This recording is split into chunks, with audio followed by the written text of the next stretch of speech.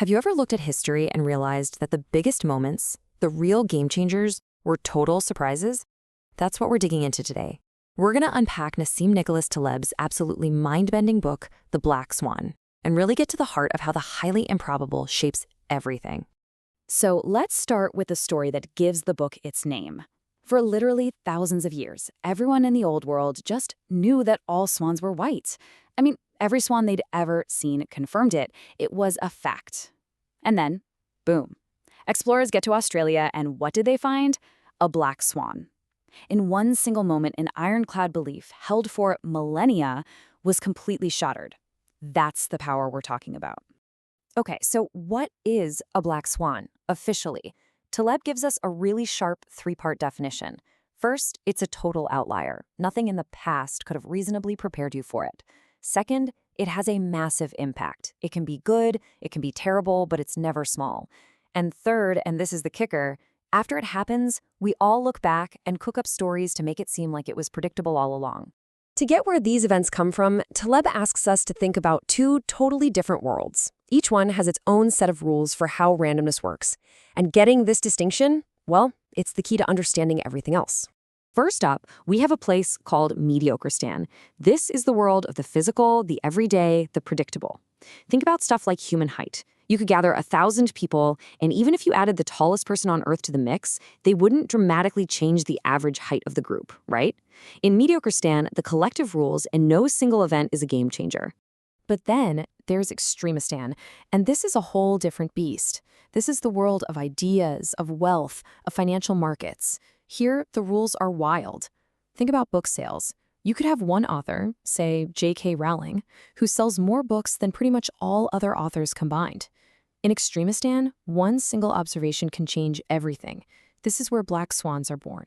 And here is the central mistake we all make, the absolute heart of Taleb's argument. We live in a world that is more and more dominated by the wild, unpredictable rules of Extremistan. But our instincts, our models, our plans, they're all built for that safe, predictable world of Mediocristan. And that single mistake is what leaves us so incredibly vulnerable. So if we're living in this crazy, unpredictable world of Extremistan, why are we so consistently blind to these massive events? Well, Taleb says it's because our brains are hardwired with a bunch of cognitive biases that totally warp how we see reality. Let's kick things off with Taleb's most famous metaphor, the turkey problem. I want you to imagine you are a turkey. For 1,000 days, this friendly human shows up and feeds you. Life is good. In fact, life is getting better every single day. Your confidence in a bright future has never been higher. The trend is your friend, until all of a sudden, it really isn't. You see how powerful this is? That turkey gets fed every single day, and each feeding just reinforces its belief that humans are great and have its best interest at heart. Its confidence is at its absolute peak right before the moment of maximum danger. That is the peril of assuming the future is just going to be a repeat of the past. And here's the crucial insight. That event was a catastrophic black swan for the turkey, but for the butcher, it was just another Wednesday. This shows that a black swan is all relative to what you know. It's what Taleb calls a sucker's problem. The whole point is to figure out how to be the butcher, not the turkey. Okay, next up is what he calls the ludic fallacy. Ludic just means related to games.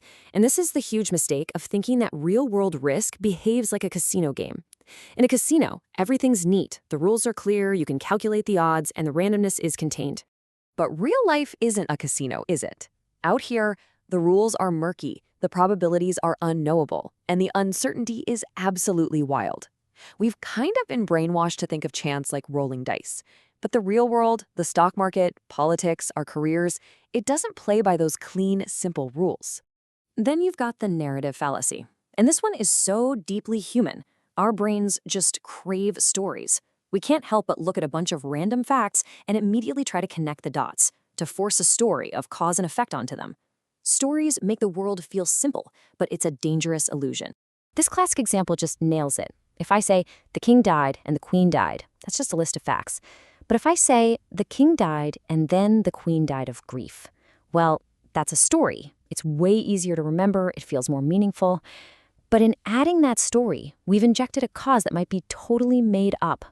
And finally, there's the problem of silent evidence. You might know this as survivorship bias. It's this massive distortion that happens because we make our judgments based only on what we see, the winners, the survivors. We completely ignore the vast, silent graveyard of failures. Taleb tells this great ancient story. A guy is shown a bunch of paintings of worshippers who prayed, got into a shipwreck, and were saved. And he's told, see, this is proof of the God's power. But the man cleverly asks, yeah, but where are the paintings of all the people who prayed and drowned? We only see the survivors, but the silent evidence from the dead tells a totally different story.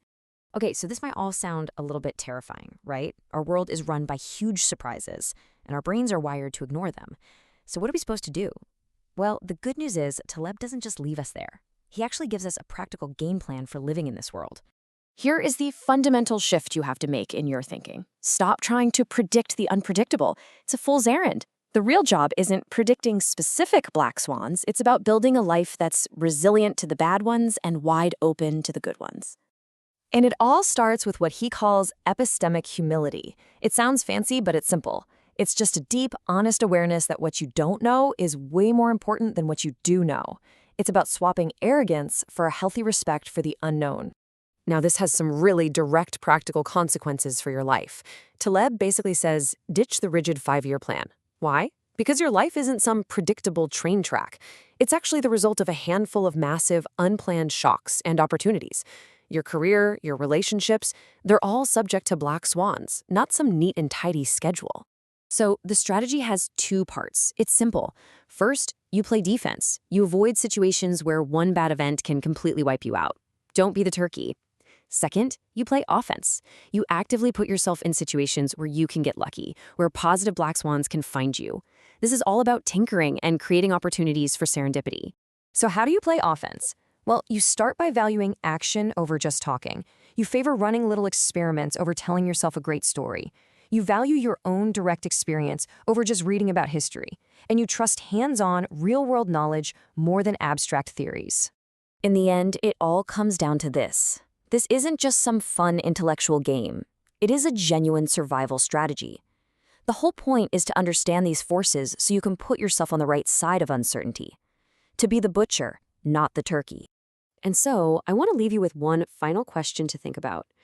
After all this, the turkey, the fallacies, the 2 worlds, what is one comfortable, predictable story you are telling yourself right now about your own life that might just be a little too neat to be true?